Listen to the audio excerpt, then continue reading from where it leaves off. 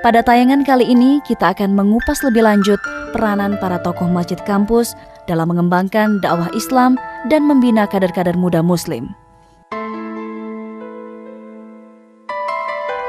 Pada masa itu, di awal tahun 70-an, seorang dosen elektro ITB, Imaduddin Abdul Rahim, mempelopori suatu bentuk pelatihan yang dikenal dengan nama Latihan Mujahid Dakwah atau LMD. Fenomena LMD dan masjid kampus saat itu memang tak bisa dipisahkan. Sebagaimana yang dituturkan Zuhal Abdul Qadir dan Yusuf Amir Faisal berikut ini. Para inisiator awalnya itu termasuk Bang Imaduddin yang merupakan motor dari kegiatan dakwah di kampus itu.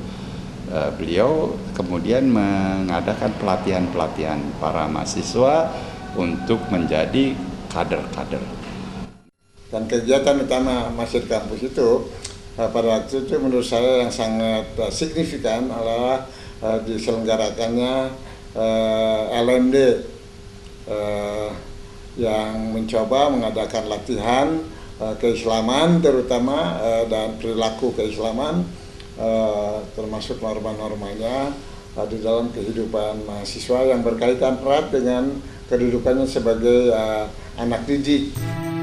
LMD yang banyak diminati para mahasiswa dari berbagai kampus di Indonesia itu memang tak bisa dilepaskan dari sosok karismatik Imaduddin atau Bang Imad. Seorang alumni LMD, Hatta Rajasa, menuturkan pengalamannya. Ceritanya ketika saya di Palembang, selesai SMA, saya diterima di ITB, ibu saya berpesan, katanya, "Nak, ketika kamu sampai di Bandung, carilah masjid, aktiflah di masjid, insya Allah kamu selamat dari berbagai macam gangguan dan godaan." Maka jadilah saya menjadi aktivis Masjid Salman, dan ketika itu ada seorang tokoh yang sangat populer dan karismatik pada zaman itu, yaitu Bang Imad. Maka saya menjadi salah satu dari peserta latihan Mujahid Dakwah. Ide pelaksanaan LMD sebenarnya berawal dari pertemuan Bang Imad dengan mantan Wakil Presiden Republik Indonesia Bung Hatta pada awal tahun 60-an. Bung Hatta berpesan, bila masjid di ITB telah berdiri, maka adakanlah pelatihan untuk kader-kader muda Muslim. Sebagaimana dituturkan oleh Bang Imad berikut ini.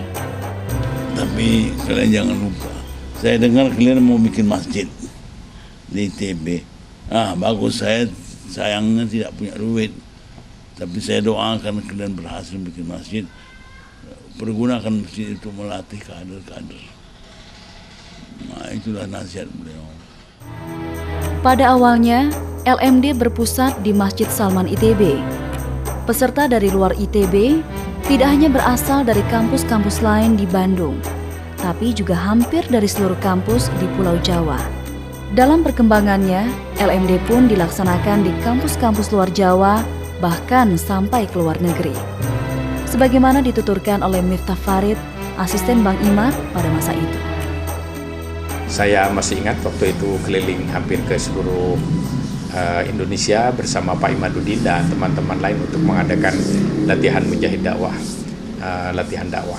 Jadi buku-buku yang baik untuk membangun kesadaran beragama dan menghilangkan kesalahpahaman dalam beragama banyak masuk ke masjid-masjid kampus yang diterbitkan atau dikeluarkan oleh IFSO, oleh WAMI, Robitah, bahkan juga buku-buku yang datang dari Mesir, dari gerakan Ikhwan, dan itu cukup punya peranan dalam membangun ruh agama, ruh Islam.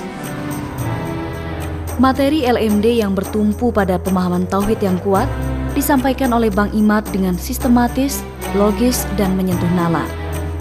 Inilah yang menjadi kunci pencerahan intelektual bagi para mahasiswa yang mengikuti latihan Mujahid Dakwah tersebut. Seperti yang dituturkan oleh Marwah Daud Ibrahim berikut ini. Kan Bang Imad boleh kata sebagai seorang yang memulai begitu, sehingga dakwah tiba-tiba berubah menjadi sesuatu yang menarik begitu, yang maksudnya bisa menjangkau pikiran, menjangkau hati, menjangkau masyarakat terdidik dengan mudah. Cara penyampaian Bang Imad yang khas memang berhasil menyentuh kalangan intelektual muda kampus di masa itu. Dalam ceramah-ceramahnya, Bang Imad selalu menekankan pentingnya pemahaman tentang tauhid yang benar. Ini manusia ini tauhidnya tak betul. Itu maka Islam tak berjalan betul. Yang dipertengkarkan selalu soal fikih, soal furuk saja. Pemahaman tauhid dan implementasinya dalam kehidupan sehari-hari menjadi bekal yang sangat berarti bagi para alumni LMD. Hatta Rajasa, salah seorang alumni LMD, menuturkan peran tauhid dalam kehidupannya.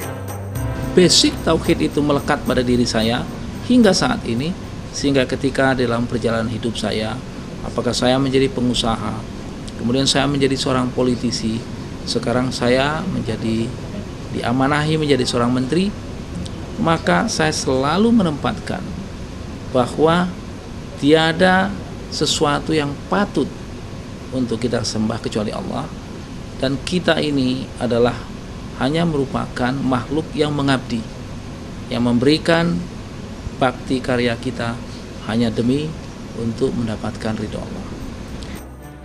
Peran tokoh-tokoh masjid kampus dalam melahirkan kader-kader muslim yang bertauhid telah memberi kontribusi yang nyata bagi peradaban bangsa. Karena dari pribadi-pribadi yang bertauhid itulah kita akan menemukan karakter muslim yang rahmatan lil alamin.